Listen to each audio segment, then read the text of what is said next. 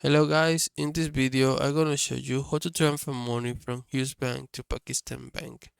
This is easy. The first step we need to do is open our US Bank account, and then once we open our bank account or app, we need to click pay bills and transfer by here.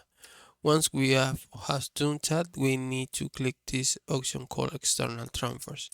External transfer will allow us to send the money with this option called wire transfer. This option allowed us to send the money with this. Once you click wire transfer, you can see two type of options: domestic and international. You need to select the international option to send the money to Pakistan Bank.